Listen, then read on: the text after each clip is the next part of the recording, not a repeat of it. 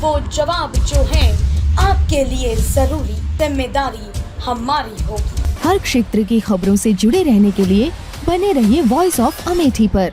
पश्चिम से पूर्वांचल तक हर जगह दरका एनडीए का किला। मोदी योगी के गढ़ में भाजपा को लगा सबसे बड़ा झटका। उत्तर प्रदेश में मोदी योगी बनाम दो लड़कों की जोड़ी राहुल अखिलेश के बीच हुए सीधे मुकाबले में भाजपा के तीखे अस्त्र शस्त्र बेअसर साबित हुए। चुनाव परिणामों ने तमाम राजनीतिक पंडितों के गुणागणित को खारिज करते हुए भाजपा को बड़ा झटका दिया है। यूपी में पश्चिम से पूर्वांचल तक हर जगह भाजपा का किला दरका और उसे बीते चुनाव के मुकाबले 28 सीटों का सीधा नुकसान उठाना पड़ा। मोदी योगी के गढ़ में भाजपा की सीटों की संख्या घटकर आधी रह गई। खुद प्रधानमंत्री नरेंद्र मोदी जीत का अंतर काफी कम हुआ है। प्रदेश में आधा दर्जन से अधिक केंद्रीय मंत्रियों को भी जनता ने नकार दिया। मतदाताओं का मिजाज भांपने में चूकी भाजपा। उत्तर प्रदेश में मोदी योगी के नेतृत्व में भाजपा ने चरणवार मुद्दे बदले और रणनीति भी।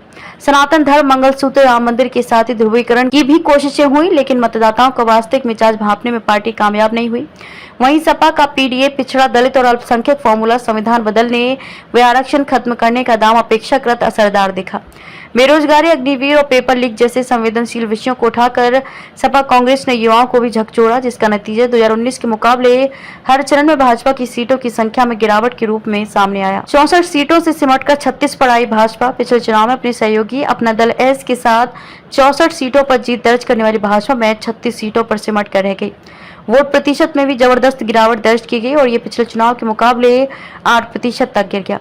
आपको बता दें कि लोकसभा चुनाव में पश्चिम उत्तर प्रदेश की पहले व दूसरे चरण की 16 सीटों में से भाजपा ने 10 पर जीत हासिल की थी। उपचुनाव में रामपुर सीट भी भाजपा की झोली में गई थी। इस लिहाज से भाजपा 11 सीटों पर काबिज थी।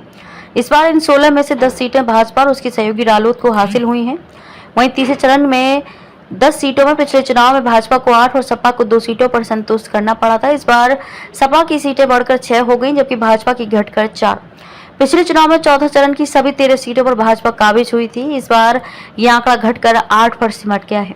वहीं 5वें चरण की 14 सीटों में पिछले चुनाव में भाजपा को 13 और कांग्रेस को महज 1 सीट हासिल हुई थी।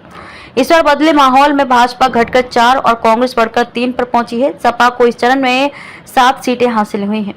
पूर्वांचल की छठे व 7वें चरण की 27 सीटों में 2019 के चुनाव में भाजपा और उसके सहयोगी अपना दल ने 20 सीटों पर जीत दर्ज की थी।